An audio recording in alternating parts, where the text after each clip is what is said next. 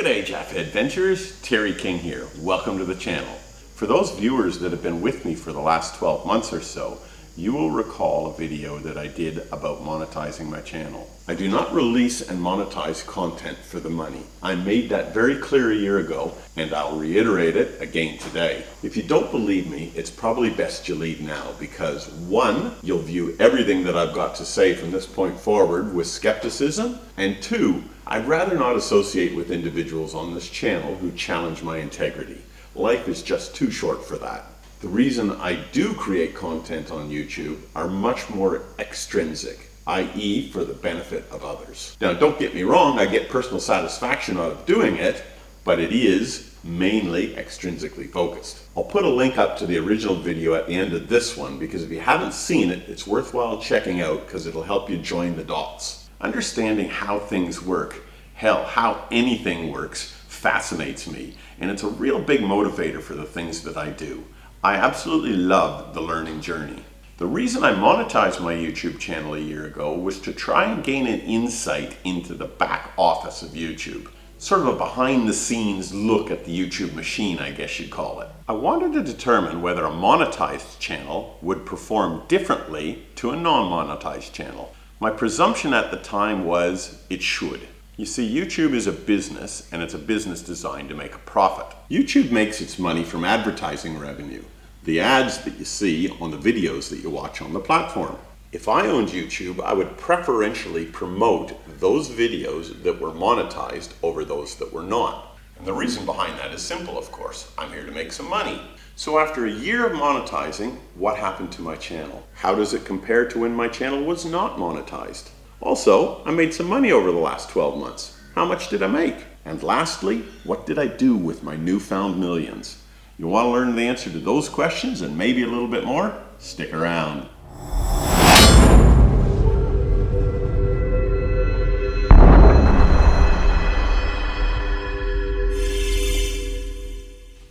Here are 2 disclaimers before I get started. By the time you watch this video, the metrics that you see will be about a month old. Now that's not enough to move the dial, but it's something to just bear in mind. My second disclaimer is that all the metrics that you see here I got off of YouTube itself. Now conspiracy theorists will say, hey Terry, you're getting metrics from the beast to look at what's happening behind the curtain of the beast? That sounds a bit sus. Now I don't prescribe to that train of thought, but you might, so keep that in mind. So let's get the party started by looking at some simple metrics on the Jafffa Adventures channel. First of all, I've got about 8,300 subscribers at the time of shooting this video. If you're one of them, thank you very much. Why? Because it makes me feel good that you find enough value to hang around and watch the content I create. And secondly, you're actually monetarily supporting a very important charity, but we'll get to that point a little bit later on. If you're not a subscriber and you regularly check into the channel and you're actually watching this now, I have to ask you, why do you choose to be a freeloader? Now I say that part in jest, of course, but the reality is that most of you watching this video right now are not subscribers. You can see clearly here that roughly 3/4 of the viewers over the lifetime of Jafffa Adventures have made a conscious decision not to subscribe to the channel. Now, I don't know how that compares to other channels on the YouTube machine because you can't compare metrics of other channels. That's private data. 75% of you watching this right now are freeloaders. That's a big number. Furthermore, if you check in regularly and you're not subscribed, you're effectively taking some money out of the hands of a charity. As I said, we'll get back to that point a little bit later. Now, if that's not motivation to hit that subscribe button, me popping up a little banner that says click here to subscribe is not going to make one damn bit of difference. For the 25% that are subscribed, thank you. You are unique individuals and you are supporting a very, very worthwhile cause. So where are the viewers from Jafffa Adventures from? Not surprisingly, 65% of them are from Australia, which is where I live. The top 6 countries are all English-speaking Western countries with a belief system and a value system not too dissimilar from what we enjoy here in Australia. I found it interesting that the UK had the shortest average view duration of all of those top 6 countries, about 5 minutes and 19 seconds, or about 20% less than the channel average. Have you guys got short attention spans over there or something? Ooh, what's that? Something shiny. Let's move on. How old are the viewers to Jafffa Adventures? Almost 75% of the viewers are under the age of 54, with the largest cohort between 35 and 54 years old. That makes me feel good. Why, you ask? Well, I'm 56 years old, so my physical age is in that other 25%, over 55 years old, but my content resonates with those in the younger age bracket. Now, I'm going to interpret that as I appear and act younger than my age, and no, there's nothing that you can say to change my mind about that.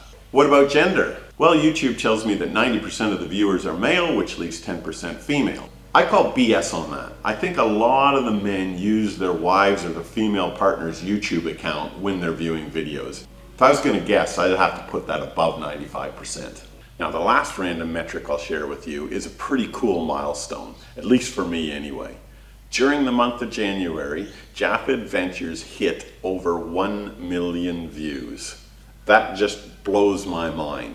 Now, of course, some of those views might have only been a minute or two long, but it's still pretty impressive, and it's an accomplishment that I do wear with pride. Okay, let's try and answer the question, does a monetized channel get preferential treatment over a non-monetized channel by the YouTube beast? Here's a spreadsheet I put together to present and analyze the data, because YouTube doesn't have a really easy way to do this. You've got to pull data from multiple different locations. So I've done that, dumped it all into this spreadsheet, and then put a little bit of my own analysis on it.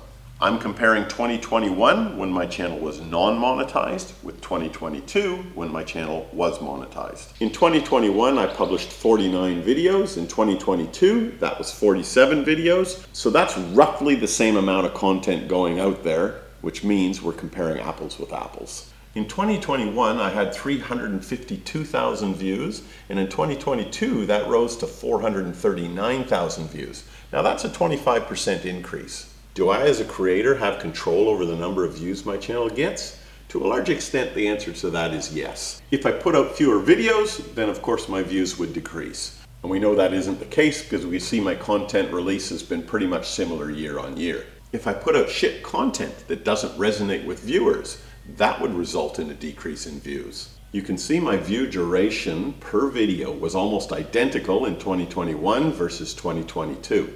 And for that reason, I think it's safe to say that the quality of the videos has not changed ostensibly. But remember, we now have more videos for viewers to choose from in 2022 compared to 2021. In 21, there was 131. In 22, there was 178. So we've got to normalize for that difference in the number of videos to choose from. I did this by calculating the views per video at the end of the two different years, and that tells a different story. In 2021, I had about 2,700 views per video. In 2022, that dropped down to 2,500 views per video. On that metric, it's a very real and measurable decline in performance. We'll come back to why I think that's the case a little bit later. Let's move on to subscribers. Do I have control over the number of subscribers on my channel? The answer to that is yes, to a large extent. At the end of 2021, I had about 5,500 subscribers. At the end of 2022, that jumped up to about 8,300 subscribers, an increase of about 50%. You would say that's a pretty bloody good effort, but again, the devil's in the detail. Let's look at my run rate per year. In 2021, I gained 3,200 subscribers, and in 2022, that dropped down to 2,800 subscribers. That's a decrease of 12% in the run rate on a playing field where the viewers had 36% more videos to choose from. Again, a very real and measurable decline in performance. Now remember, I put out the same number of videos year on year, and my view duration didn't change year on year. So quantity and quality hasn't changed, so that's not it. Well, why then? Again, I'll come back to that a little bit later. The last thing I want to look at is impressions, and this is the number of times content is served to you as a viewer. You know those thumbnails that pop up along the right-hand side of your screen, for example, suggesting that you might want to see that, or that? Those types of things are what YouTube defines as impressions. And there's a couple of different ones, but if you're served content, that's an impression in YouTube's eyes. Do I have control over this? Well, yes and no, and this is the area where I expected monetization to play a big role. Yes, I have control over impressions through use of things like keywords. If I'm using crap keywords, then when someone's searching a video, my video is not going to pop up as a recommendation. And if it doesn't pop up as a recommendation, that's not an impression. I have not changed my keyword strategy over the course of 2021 versus 2022. I also have control over impressions through the use of playlists. Now, I won't go into the detail of how YouTube actually calculates that, but just know that my playlist strategy hasn't changed from 2021 to 2022 either. Given no changes to those influential items, I think that largely takes me out of the equation in terms of my influence over the number of impressions. I've been in a pretty steady state and a pretty status quo content creator over those 2 years. So here's my theory. YouTube preferentially promotes monetized channels over non-monetized channels. And where I should see that play out is in the number of impressions. If YouTube is going to promote monetized channels over non-monetized channels, it simply needs to serve that monetized content to more viewers. And the way that it does that is through its impressions. All right, if that's the case, what happened? In 2021, I had 4.3 million impressions. In 2022, I had 5.4 million impressions. That's an increase of 25%. A great result, right? Well, I'm not so sure. Remember, the number of videos in my library have also increased, so you would expect the number of impressions to increase year on year. So normalizing for this, I calculated impressions per video. And when I did that, the impressions actually decreased by 8% year on year. That's the exact same percentage as the decrease in views per video year on year. And you'd expect that because my impression click-through rate, the number of times that you guys click on those videos recommended, hasn't changed over those 2 years. So what does this mean? Well, it nuked my theory. I was certain that YouTube would have increased the number of impressions over and above the number of new videos released when my channel was monetized compared to when it was not. And it didn't. It actually went the other way. So from the analysis of my small channel, I have no choice but to conclude, all other things being equal, your channel performance is the same whether you're monetized or not monetized. If I reflect on why this is the case, I suspect YouTube's probably assuming that as soon as somebody can monetize their channel, they're going to do it, and the percentage of non-monetized channels out there on the platform are just too small to not even worry about. Now, I'm sure the YouTube back office knows exactly how many channels aren't monetized, and if that number started to grow, they would definitely do something about it. I know I would if I was pulling the levers behind the curtains. So going back to it, why has my channel performance decreased between 2021 and 2022? One, it could be an inconsistency in the quantity of content that I serve, but we know that's not the case because we've seen the numbers and they're the same year on year. Two, the content of the quality. Is 2022 content shittier than 2021 content? I don't think so, because as I said, the view duration hasn't changed year on year. And also, if we have a look at our number of unsubscribers, the percentage of unsubscribers in 2021 was 9%, and the percentage in 2022 was 8%. So that particular metric has actually improved marginally. Also, as we've already seen, the view duration hasn't changed year on year. And if it was shittier content, people would be bugging out earlier, and they're not. So from this, I conclude that the content and my quality in the eyes of you, the viewer, is pretty much the same year on year. Perhaps you might have a difference of opinion on that, however, and if you do, I'd love to hear that. Pop that in the comment section, please. Third is changes on how the YouTube machine promotes my content. From everything that I can see in the metrics, that hasn't changed, so I think we can probably rule a line through that one as well. Fourth are macro considerations, and I think this might be somewhere where I can hang my hat. In 2021, we had the zombie apocalypse in full swing, and there were lockdowns everywhere. Now, what happens when you're locked down? You stare at the box. And one of the avenues to kill time on the box is through YouTube. In 2022, restrictions eased, people were able to get out and about again, and that means they weren't spending as much time watching the box. And that, I believe, is the reason that I've seen an overarching decline in performance year on year. I think it's that macro consideration all around COVID. So what happens to the performance metrics in 2023 for Jafffa Adventures? To be honest, I don't really care.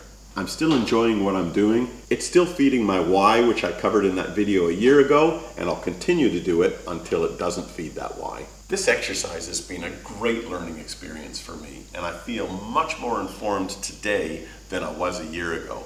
And if you guys are still with me now, you should as well. That leaves one final subject to cover off, and that is revenue.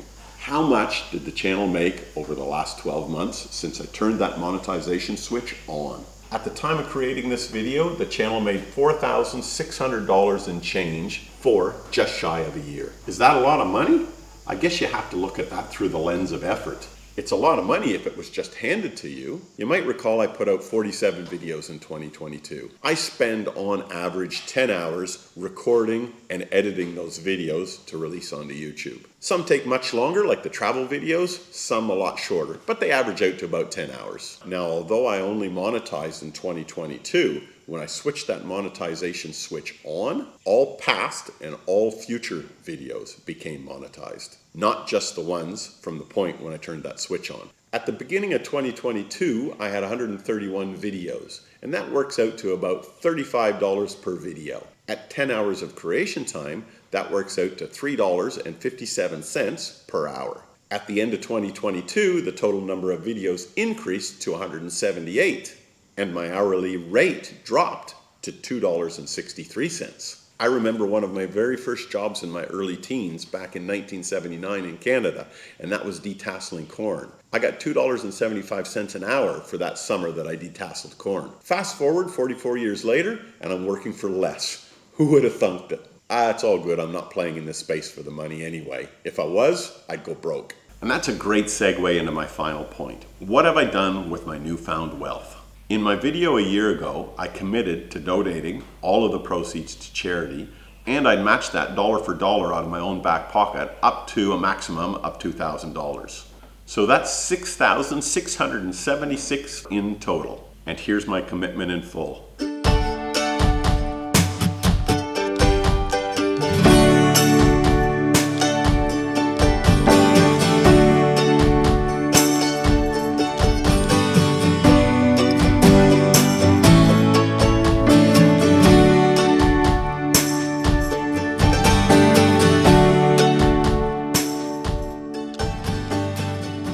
Trust the Royal Flying Doctor Service can put this money to good use and help somebody with an emergency health situation in rural or remote Australia. Good on you guys. Still think I'm in this to make money for myself? Bye now.